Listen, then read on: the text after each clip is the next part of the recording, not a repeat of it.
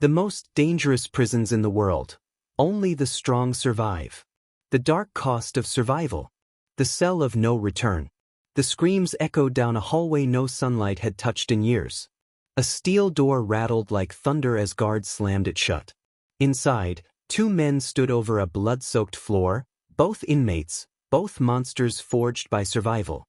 One of them, his face carved with scars, whispered through clenched teeth, "In this place you don't live, you outlast." The other didn't answer. He was too busy dragging a shiv across the wall, carving another mark into the concrete. One mark for every man who didn't make it out alive. Outside, the guards didn't intervene. They just watched. Because in here, this was how order was kept. This wasn't just any prison. This was La Sombra, known to insiders as the Pit. A place buried deep in the jungles of South America where the walls sweated, the floors bled, and the weak never saw morning. And yet, this wasn't the only one. Across the ocean, from Rikers Island to ADX Florence, from Bang Kwang Prison in Thailand to Black Dolphin in Russia, humanity's darkest corners had built cages where survival wasn't a right, it was a war. But in La Sombra, something was about to happen that would shake the world. An event so violent, so twisted, it would force even the guards to question who the real prisoners were. Beat. The question is, what happens when a prison becomes more dangerous than the crimes that fill it? Welcome to the Pit. The air in La Sombra was thick, like breathing through wet cloth. Inmates slept shoulder to shoulder on concrete floors crawling with insects. There were no lights after sundown. Only whispers. Whispers of escape, of revenge, of ghosts who never made it past the front gate. Luis El Toro Morales had been here for 7 years. A cartel enforcer turned survivor. His tattoos told his story, every one of them a scar disguised in ink. He had seen everything: men eaten alive by rats, guards selling food for bribes, and inmates trading human lives for cigarettes. But nothing prepared him for the day they brought in the American. His name was Marcus Reed, former Marine, convicted of arms trafficking. The guards called him El Gringo. And from the moment he arrived, everyone knew he wouldn't last a week. When Marcus first stepped into the cell block, the noise stopped. Dozens of eyes locked onto him. Men who had survived machete wars, ambushes, and torture stared at him like fresh meat. He looked strong, yes, but in La Sombra, strength was just an invitation to be tested. That night they tested him. A bucket of filthy water dumped on his bed. His boots gone. A note on the wall, "You'll sleep with the rats tonight." Marcus didn't sleep. He sat against the wall, listening. And when the first shadow crept toward him with a shiv made from bone, Marcus struck first. The sound echoed through the cell block. One move. One broken jaw. And by morning, the message was clear. The gringo wasn't prey. Not yet. But Luis watched him from a distance. He had seen this before. The new ones always fought hard in the beginning. Then the prison broke them. The price of strength. 3 weeks passed. Marcus had earned a small kind of respect. He shared food with no one. He spoke to no one. And when a guard mocked him, he smiled and said nothing, just stared with eyes that made the man step back. But La Sombra wasn't built for silence. In a place where everyone had killed to survive, quiet men made the loudest enemies. Luis warned him once. Don't eat the stew if you didn't see who cooked it. Marcus ignored him. That night, he fell sick, foaming, shaking, bleeding from his gums. The doctor never came.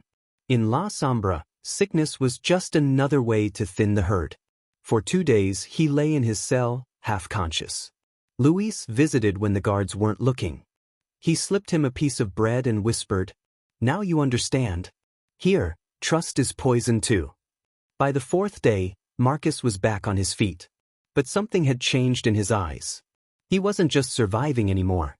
He was studying, watching how the guards traded with the inmates, how the gangs controlled the showers, the food, even the air. He was planning something. Then one night the lights went out, and in the dark, screams erupted from cell block 9. When the power came back, 3 men were dead. Their throats slit. And on the wall, someone had written with blood, "Only the strong survive." The deal with the devil. The next morning, The entire prison buzzed with fear. No one claimed the killings. Even the guards kept their distance. The warden called it gang violence, but everyone knew better. Someone had started a war. Luis confronted Marcus in the yard. "You did this?" Marcus didn't answer.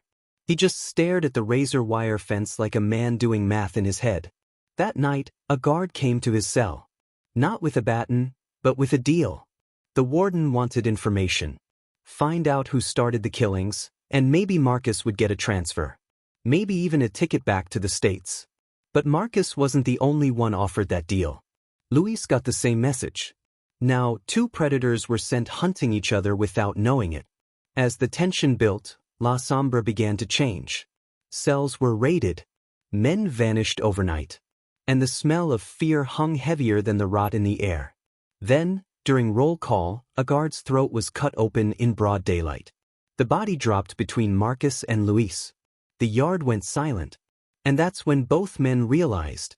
They were no longer hunting anyone. They were being hunted. The uprising. It began with silence. Then came the rumble, deep, thunderous, like the prison itself was waking up. Every inmate in La Sombra felt it. The tension that had been boiling for weeks finally snapped.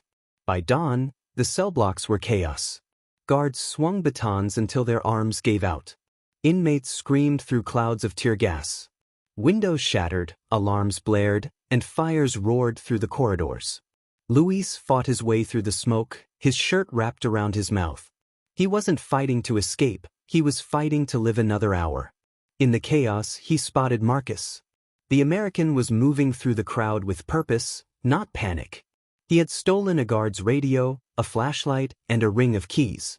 Luis shouted at him, "You planned this, didn't you?" Marcus turned, eyes cold. "I didn't start it. I just made sure I'd survive it." Before Luis could respond, a grenade exploded in the hallway, not military grade, but homemade from chemicals stolen from the prison workshop. The shockwave threw them both against the wall. Ears ringing, blood dripping, the two men crawled for cover behind a steel door. When the smoke cleared, the yard gates were open. Dozens of inmates were flooding toward the jungle beyond the walls. Helicopters circled overhead. Gunfire cracked in the distance. And through it all, Marcus and Luis stared at each other. Enemies, survivors, and now unwilling allies. "You still want to live?" Marcus asked. "Always," Luis said. "Then follow me." They ran. Through the burning corridors. Through the hallways painted in shadow and fire. Until they reached the freezer room. A dead end, or so it seemed. Marcus kicked open a hidden hatch beneath a crate of rotten meat. A tunnel. Narrow. Built long ago when the prison was still under construction. "How did you know about this?" Luis asked. "Because I built part of it," Marcus replied. "Before I was arrested, I sold the blueprints to the same company that built this place." For the first time, Luis understood Marcus wasn't just surviving La Sombra. He was escaping it. But before they could drop down into the darkness, a familiar voice echoed from behind. A guard, Captain Ramos, gun raised, trembling but ready to shoot. "You think you can outsmart this place? Nobody leaves the pit." The gun fired. One bullet. And the world went black. Blood in the dark. When Marcus woke, his ears were ringing, his arm bleeding. The tunnel was pitch black except for a faint flicker of light from Luis's lighter. Ramos was gone. Luis was sitting beside him, face covered in dust and blood. "He's dead," Luis said quietly. "You're lucky." Marcus tried to sit up. "We have to move." They crawled through the tunnel for hours, cold water dripping from the ceiling, rats scurrying over their legs. Every few minutes, the walls groaned like the earth itself was warning them to turn back. Finally, they emerged into a cavern, the old sewage system that connected the prison to the river beyond. Freedom was close. But so were the others. Behind them, echoes of shouting. Dozens of inmates had found the same tunnel. A stampede of desperate men chasing the only way out. Luis looked at Marcus. "They'll kill us if we slow down." Marcus gritted his teeth. "Then we don't slow down." They sprinted through knee-deep water as flashlights flickered behind them. One by one, the others slipped, fell, and screamed. The current grew stronger, pulling at their feet like invisible hands. Then, a deafening crash. The ceiling collapsed. Rocks and concrete rained down, crushing everything in the tunnel. Marcus and Luis dove forward as the tunnel sealed shut behind them. Silence. Then only the sound of the river. They crawled out onto the muddy bank, breathing hard, bloodied, and free, at least for now. Luis looked back toward the faint orange glow of the burning prison. We made it. Marcus shook his head slowly. No, we just traded one kind of cage for another. Because out there, in the jungle, the guards weren't the only hunters. The hunt begins. The rain poured like bullets, slicing through the jungle leaves.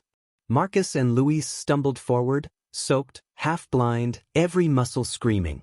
Behind them, the faint sound of helicopters and barking dogs tore through the night. Freedom had a cruel echo, the kind that reminded them they were still being watched. They found a clearing where the trees opened to a muddy slope. Luis fell to his knees, clutching his ribs. We made it out, he gasped. No, Marcus replied. They let us out. Luis frowned. What are you talking about? Marcus pointed up. There, on the ridge above them, red laser dots danced across the trees. They're not chasing us, they're tracking us. Suddenly, the jungle exploded with gunfire. Bullets ripped through the leaves as Marcus tackled Luis into a ditch. Mud splashed across their faces. This wasn't a rescue operation. It was a hunt. From the darkness, masked men emerged, not soldiers, not guards, but mercenaries. They wore no insignias, just dark armor and rifles fitted with silencers. One of them shouted something in Spanish, and a flare went up, painting the jungle blood red. Luis whispered, trembling, "Who are they?" "Private contractors," Marcus said. "Same people who funded La Sombra. They don't want witnesses." The realization hit Luis like a punch. They weren't escaping a prison.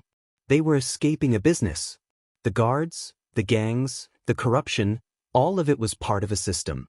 And men like Marcus had built it. "You knew this was coming?" Luis hissed. "I knew they'd rather burn the place than let us talk." They crawled deeper into the jungle, the ground sinking beneath their feet. Every sound, every branch snap, every frog croak, could have been death creeping closer. Then they heard it, the hiss of an approaching drone. A bright white beam cut through the canopy. Marcus grabbed Luis and rolled down a ravine just as the drone unleashed a burst of gunfire. The explosion sent shards of rock flying. Marcus landed hard, his leg twisted at an angle that wasn't natural. He bit down on his hand to keep from screaming. Luis dragged him behind a fallen tree, heart pounding. "We can't stay here," he said. "Then leave me," Marcus growled through clenched teeth. "You've got a chance if you run." "You think I survived 7 years in the pit by running?" Luis snapped. "We go together." He tore a strip from his shirt, tied it around Marcus's leg, and pulled him onto his shoulder. Every step was agony, not just from wounds, but from the realization that freedom had a price neither of them could afford. As dawn broke, they reached the river. Bodies floated downstream, other escapees, shot and discarded like trash. Luis froze. Marcus stared in silence. "Only the strong survive," Luis muttered bitterly. "No," Marcus said, eyes hard. "Only the ruthless." They pushed the bodies aside and stepped into the water. They had one goal now, reach the nearby village, find a phone, and expose what La Sombra really was. But as they crossed the river, Marcus noticed something. Every tree, every rock, every path was marked with painted symbols. White skulls. Dozens of them. "What does that mean?" Luis asked. "It means this jungle doesn't belong to the guards," Marcus whispered. "It belongs to something worse." The sound of drums echoed in the distance. Rhythmic. Ancient. And for the first time, Luis felt something colder than fear, the realization that maybe the pit never ended. Because out here, the predators had no walls.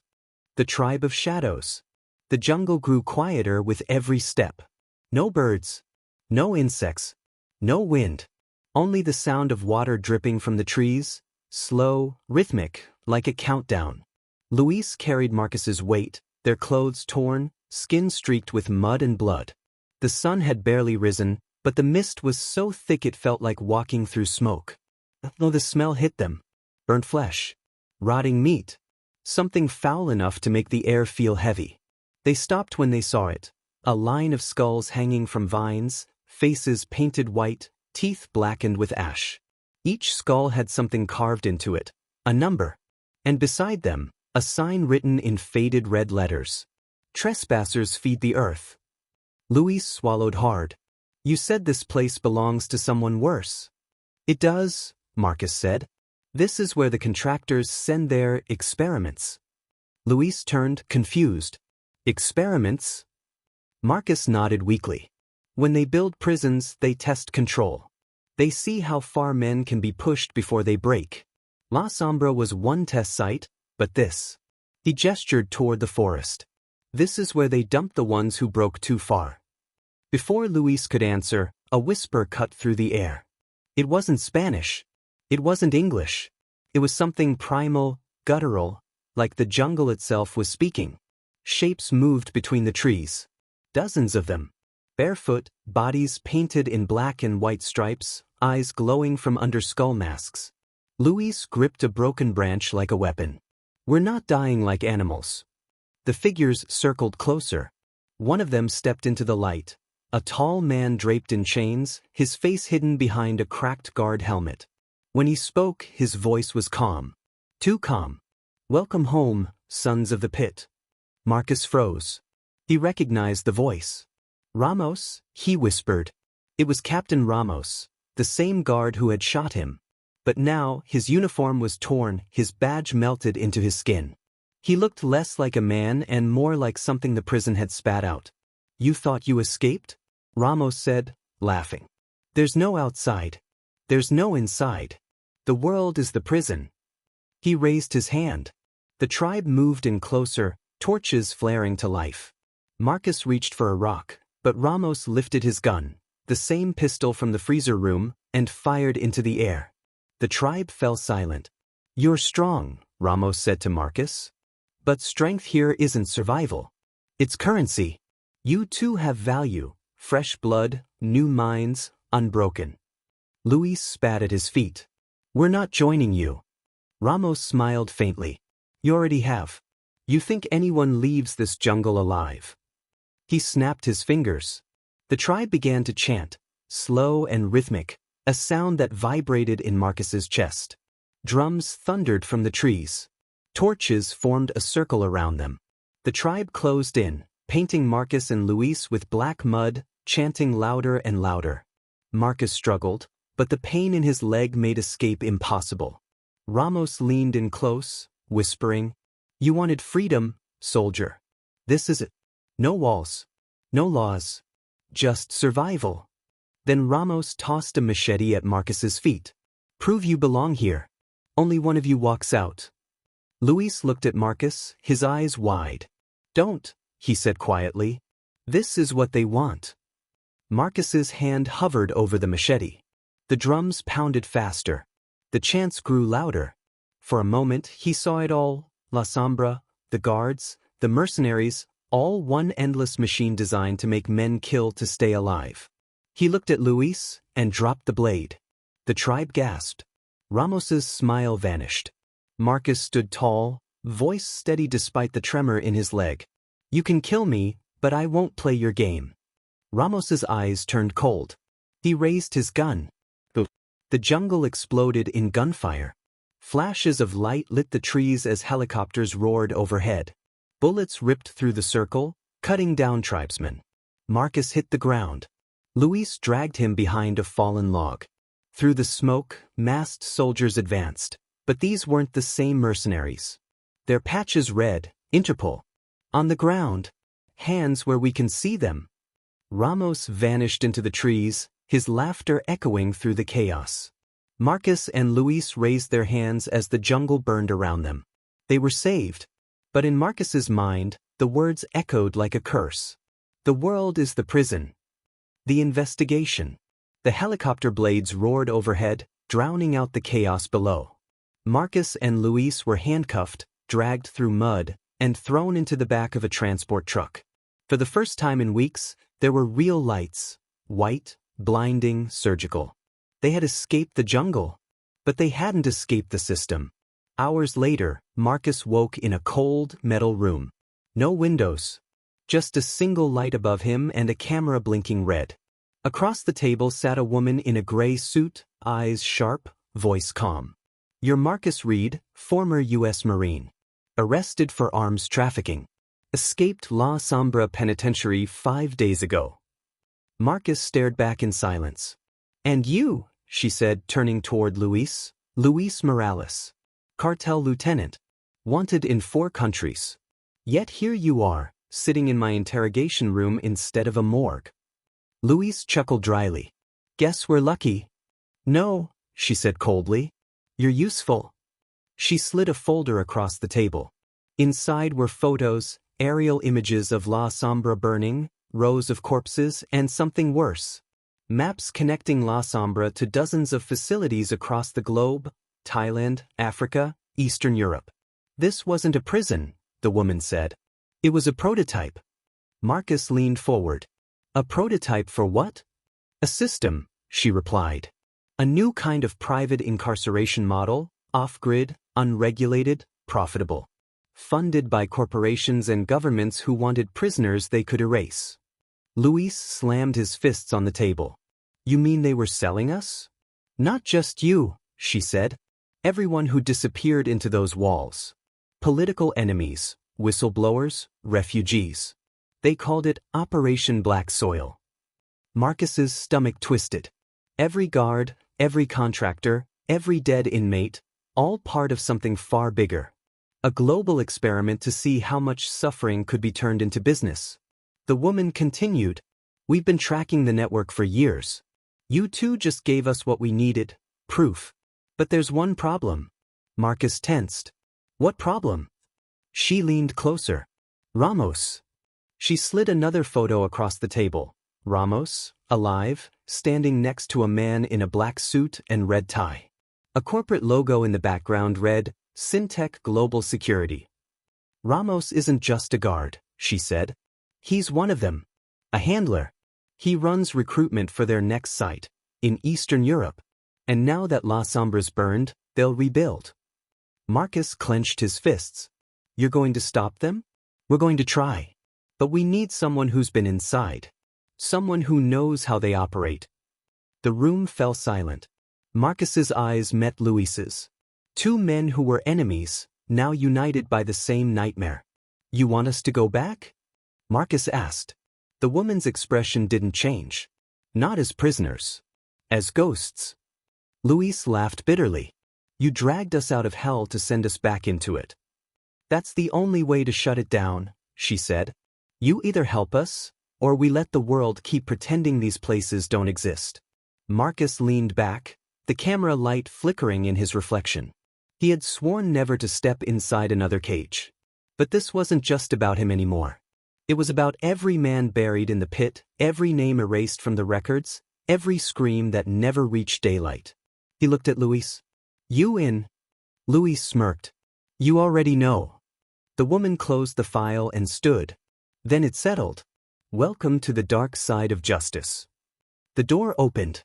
2 guards escorted them out into a hangar filled with crates, weapons, and satellite feeds showing maps of prisons worldwide. One red marker blinked over Eastern Europe, Project Black Soil 2.0. Marcus stared at it, the sound of helicopters echoing again in his mind. "Only the strong survive," he whispered. "Not this time," Luis replied. "This time, we fight back."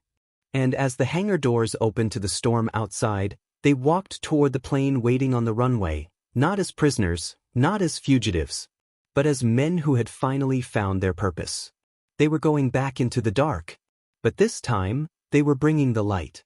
Operation Black Soil. The jet hummed low as it cut through a blanket of storm clouds over Eastern Europe. Rain streaked across the windows, blurring the city lights far below. Inside the cabin, Marcus sat in silence, staring at a file stamped, "Confidential, Syntek Black Soil Facility." Beside him, Luis chewed on a matchstick, restless, eyes darting from soldier to soldier. They weren't dressed like prisoners anymore. Now they wore tactical gear, black vests, comms units, night vision goggles. But deep down, both men knew, no uniform could wash off the smell of a cell. You ever think we're just trading one prison for another? Luis asked quietly. Yeah, Marcus said. But at least this time, we choose the fight. Across the aisle, the woman from Interpol, Agent Dana Rains, briefed the team.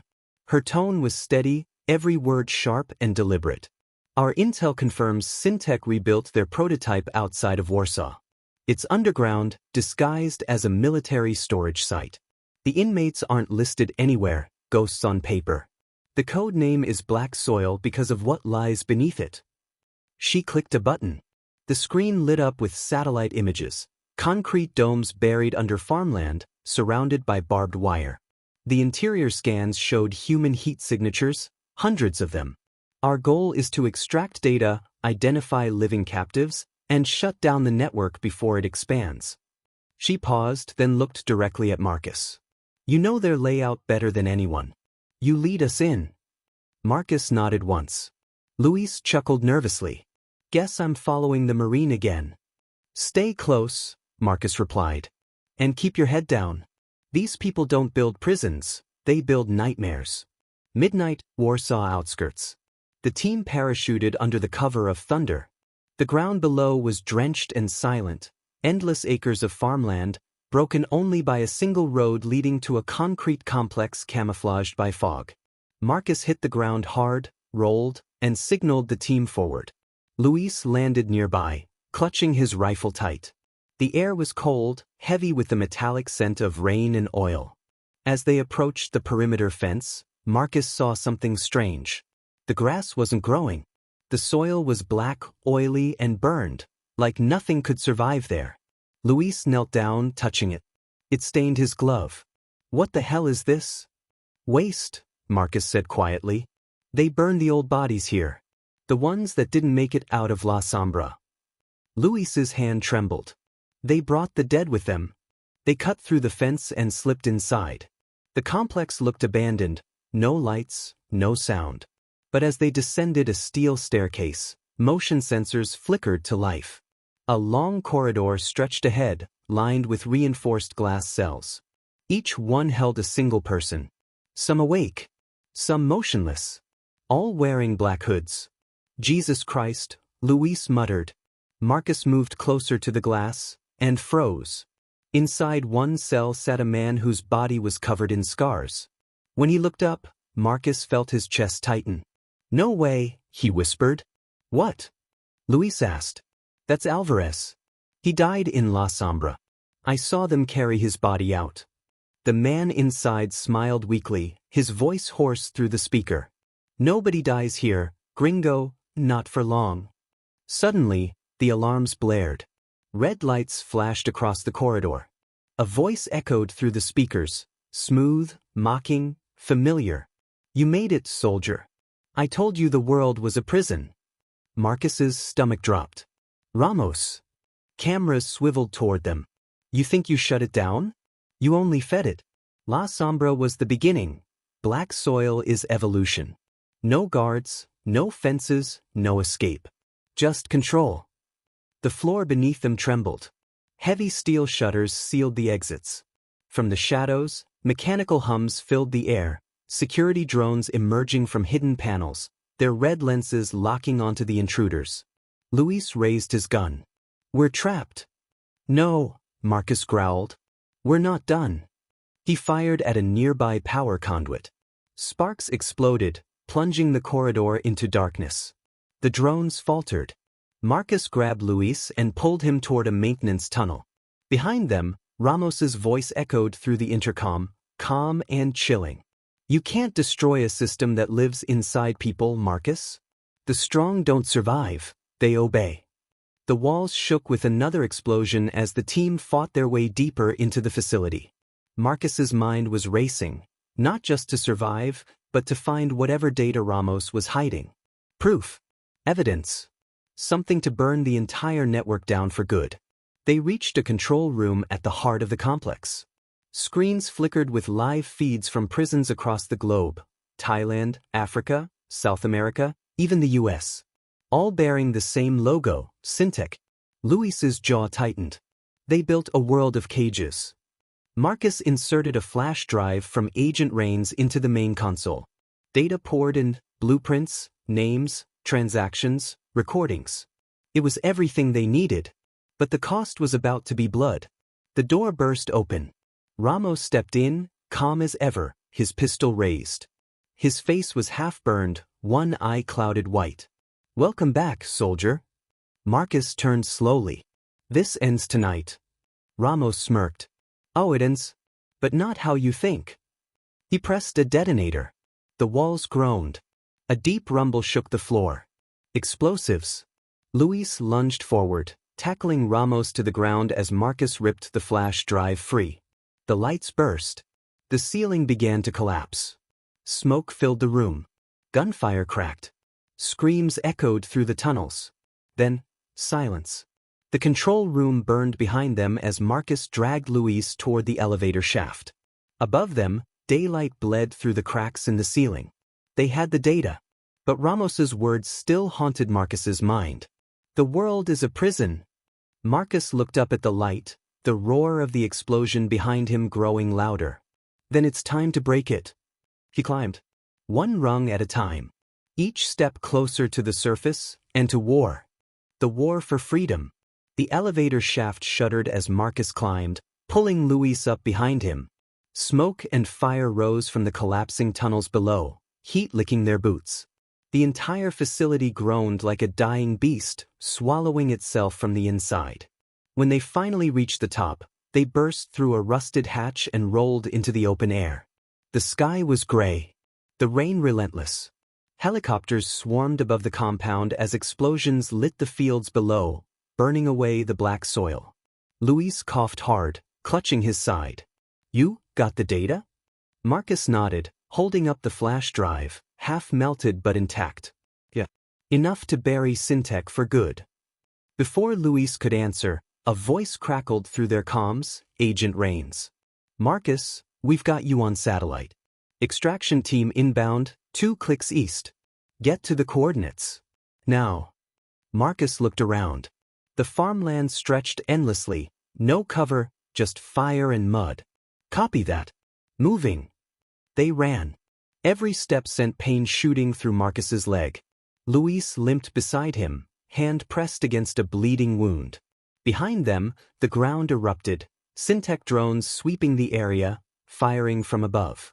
Marcus turned and fired, hitting one drone square in its lens. It spiraled into the dirt, exploding in a spray of shrapnel. But more followed. "Go, go!" Marcus yelled. They dove into a ditch as gunfire rained down. Luis crawled beside him, gasping. "You ever think maybe the world just doesn't want saving?" Marcus reloaded, eyes cold. "Then we make it want to." They pressed forward, crawling through mud until headlights appeared ahead, armored trucks bearing the Interpol insignia. The rear doors flew open, soldiers waving them in. Marcus shoved Luis inside just as another explosion tore through the air. He dove after him, landing hard as the truck sped off through the storm. Agent Rains was on the radio. "We've got the package." "Repeat, we've got them." "Prepare for broadcast." Luis stared at Marcus, breath ragged. "Broadcast." Marcus held up the flash drive. "Every file. Every transaction. Every name. Rains is leaking it all." 1 week later, Geneva, Switzerland. News stations around the world lit up with the same headline. "Secret Global Prison Network Exposed. Syntek Officials Under Investigation." Images of underground cells, abuse footage, and leaked documents flooded every screen. Public outrage exploded across continents. Governments denied involvement. Syntek's stock collapsed overnight. In a hidden safe house, Marcus watched the chaos unfold on TV. Luis sat across the room, arm in a sling, quietly eating a piece of bread. "So that's it?" Luis asked. "We won." Marcus shook his head slowly. "We stopped one branch. But look at them, they'll bury it under red tape, call it a rogue operation. Then they'll rebuild." Luis sighed. "You sound like you've been in too many wars." "Maybe," Marcus said. But this one's not over. The door creaked open. Agent Rain stepped in, holding a folder. Her expression was unreadable. Interpol's raiding every known Syntek facility, she said. But Ramos is gone. No trace. He's off-grid. Luis laughed bitterly. That man's like a cockroach. Rains placed the folder on the table. Inside were satellite photos, more compounds, more red markers. New facilities under construction in Africa, the Middle East, and even Central America. Black soil wasn't the end, Rains said. It was a franchise. Marcus clenched his fists. How long before they're back in business? They never stopped, she replied softly. They just changed names. He stood, staring at the map of red dots glowing like wounds across the world. Then we change our names too. Rains frowned. What are you saying? Marcus turned to her, voice low but certain. You said you needed someone who's been inside. Someone who knows how they think. You've got two. Luis groaned. You're serious? You want to spend the rest of your life hiding? Marcus asked. Hell no, Luis muttered. But I'm not doing this for free next time. Rains smirked faintly. Welcome to the task force. Later that night, unknown location. Marcus stood outside the safe house, watching the rain. He could smell wet asphalt, hear distant thunder, the same storm that had followed him since La Sombra. Luis joined him, lighting a cigarette. You ever think about going back? Normal life. There's no normal after that place, Marcus said. Just purpose. Luis exhaled smoke. Purpose, huh? What's yours now? Marcus looked out at the city lights below, glowing like embers on the horizon. To make sure the world never forgets what they built. Behind them, Rains's voice came through the comms again. New intel just came in. Unmarked cargo heading for North Africa. Codename, Project Leviathan. Marcus slipped on his gloves. Looks like we're not done. Luis grinned. Only the strong survive, right? Marcus shook his head. No. Only the ones who keep fighting. As they walked toward the waiting vehicle, lightning split the sky, illuminating their faces one last time. Two men who escaped hell. Two men who turned survival into war. And as the rain poured harder, the world's next dark secret waited in the shadows. Because the truth was never buried, it was manufactured. And Marcus Reed was done letting it spread. Project Leviathan. The sea was black, thick and endless under the moonlight. Waves crashed against steel, echoing like thunder beneath the hull of a ghost ship. From a distance, Project Leviathan looked like an oil platform. But up close, it was something else entirely. A floating prison city, drifting in international waters where no laws reached, no satellites could fully track, and no nation dared to claim responsibility. Marcus stood on the deck of a covert Interpol vessel, binoculars pressed to his eyes. Next to him, Luis and Agent Rains watched as lights blinked across the massive structure on the horizon. You're looking at the world's first invisible prison, Rains said quietly. Not built to hold criminals. Built to erase them. Luis lowered his scope, frowning. Floating in the middle of nowhere. No coordinates, no records. How many people you think are inside? Rains hesitated. Over 5,000. From every continent. Every one of them marked as non-existent. Marcus clenched his jaw. And Ramos? He's in charge, Rains said. They call him the Warden of the Deep. Lightning flickered across the sea, illuminating the massive platform. Armed patrol boats circling like sharks, drone lights cutting through the fog, the faint echo of industrial engines humming from below. So, Luis muttered, how do we get inside a fortress that floats? Rains smiled faintly. We don't sneak in. We get invited. Hours later, Operation Initiation. Marcus and Luis were dressed in prisoner uniforms, wrists shackled, faces hidden under hoods. The Interpol team had staged their capture, sending them in as high-value detainees through one of Syntek's fake transport routes. It was risky. One wrong move, and they'd be buried beneath the waves. The helicopter trembled as it approached the landing bay. Floodlights blinded them as mechanical arms guided the craft onto the deck. A cold, robotic voice echoed through loudspeakers. Welcome to Leviathan. You are property of Syntek Global Security. You will not speak unless spoken to. You will not breathe without permission. The doors opened. Armed guards in gray armor surrounded them, faces hidden behind mirrored helmets. Each carried rifles engraved with serial codes instead of names. Marcus kept his head down, memorizing everything. The layout, the number of guards, the tower positions, the security drones circling like vultures overhead. As they were marched down a steel hallway, the sound of distant screams carried through the vents. The air smelled like salt and oil, and blood. Luis leaned close, whispering under his breath. Feels like home, huh? Marcus didn't smile. Home didn't float. They were taken down several levels, past observation rooms, labs, and what looked like massive water tanks filled with bodies suspended in liquid. What are they doing to them? Luis asked softly. Reprogramming. Rains's voice crackled in Marcus's earpiece. They're experimenting with neural conditioning, turning prisoners into controllable labor. Marcus's jaw tightened. Syntek hadn't just built prisons. They were building obedience. The core of the beast.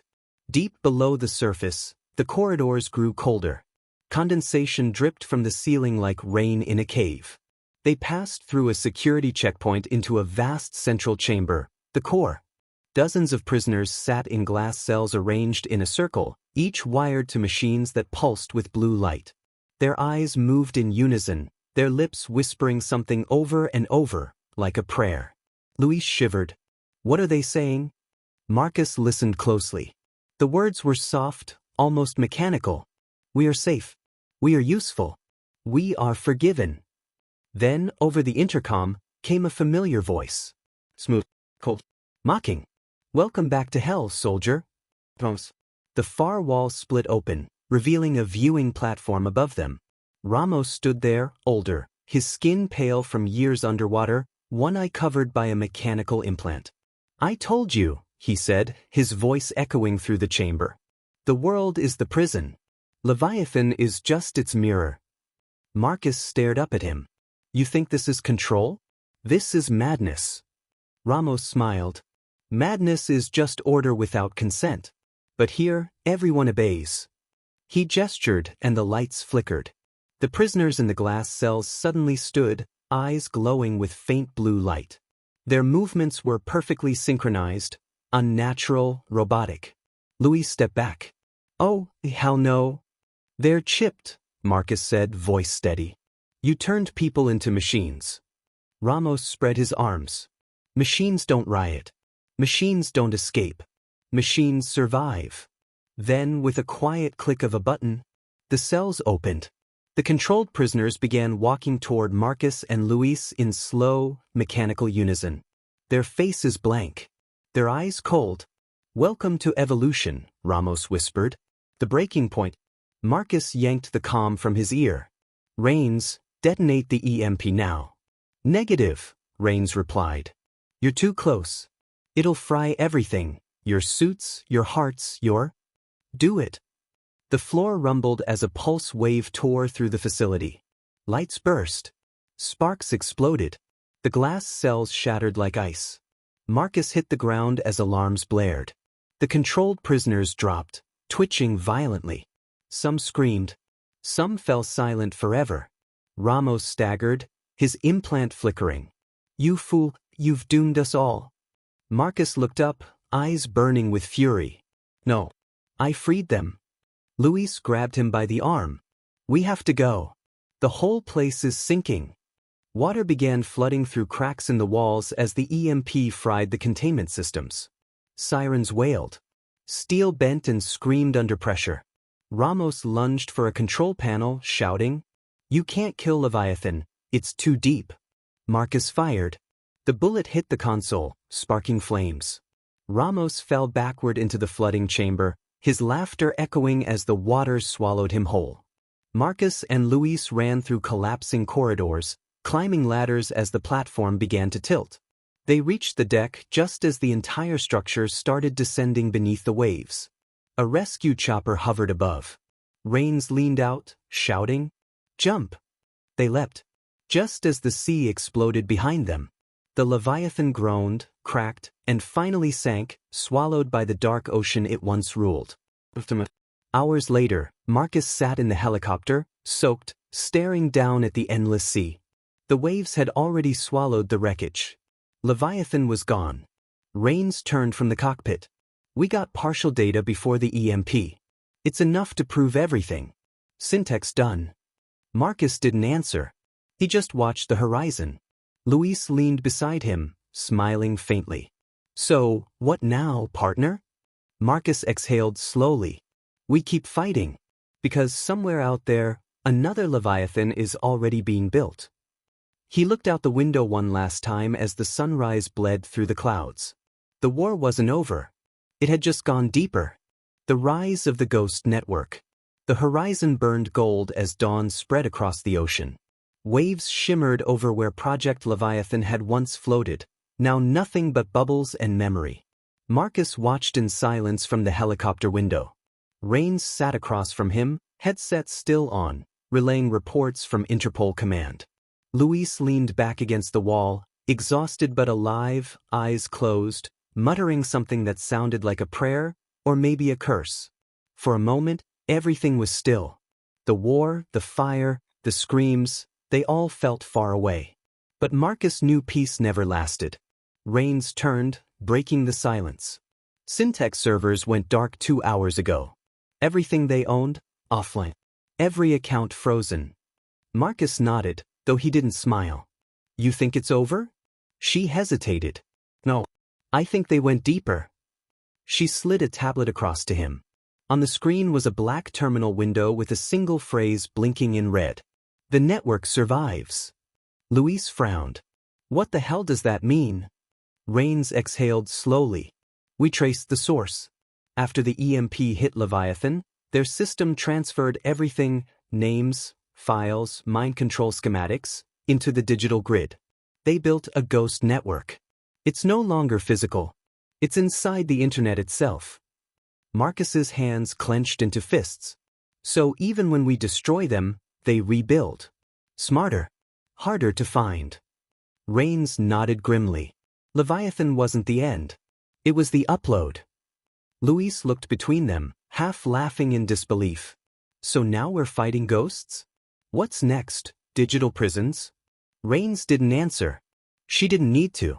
Marcus stared out the window, the sunrise reflecting in his tired eyes. Then we adapt. Like they do. He leaned back, closing his eyes as the helicopter turned toward the coast. Because the real prison isn't steel or walls, it's silence. And as long as people stay quiet, the system wins. Epilogue. The dark cost of survival. Weeks later, headlines filled every news feed. Syntek exposed. Global prison scandal rocks world governments. Whistleblowers reveal private detention abuses. But behind the noise, the truth remained buried, twisted in politics, drowned in bureaucracy. Interpol's task force disbanded. Files disappeared. Witnesses vanished. And Marcus? He went underground. No longer soldier. No longer fugitive. Now, a ghost. He sent encrypted broadcasts from untraceable servers. Recordings. Coordinates. Names of missing people once erased by Syntek's prisons. He called it the Echo Network. Luis joined him, his humor now darker, his eyes heavier. Together, they became voices for the forgotten. The men and women swallowed by systems that fed on silence. Rains continued her work from the shadows, leaking classified reports under the alias Grey Lantern. Each leak lit another spark. And slowly, people began to wake up. Marcus stood one evening on a rooftop overlooking a city skyline. Rain drizzled on his hood as screens on nearby buildings flashed breaking news about Syntek's collapse. Luis walked up beside him. You think it'll change anything? Marcus didn't answer right away. He watched the people below, rushing to work, scrolling their phones, living in bubbles of false safety. Maybe not today, he said softly. But truth spreads. Like cracks in concrete. Lightning flashed above the city. Marcus looked up, the glow reflecting off his scarred face. They wanted to build a world where only the strong survive, he whispered. But strength isn't about control. It's about endurance. He turned to Luis, faint determination in his eyes. We survived. And now we fight so others don't have to. The rain poured harder. The city lights shimmered against the wet streets below. Marcus adjusted his hood, his voice low, steady, final. Because freedom isn't given. It's fought for again and again. Even when the walls are invisible. The camera pulled back, revealing the glowing metropolis, the flickering screens, and the faint echo of static in the background. A distorted voice cut through the noise, Marcus's latest broadcast. This is Echo Network. For those who vanished, we hear you. For those who survived, we fight for you. And for those still trapped in the dark, hold on. We're coming. The signal faded into static. The rain fell harder.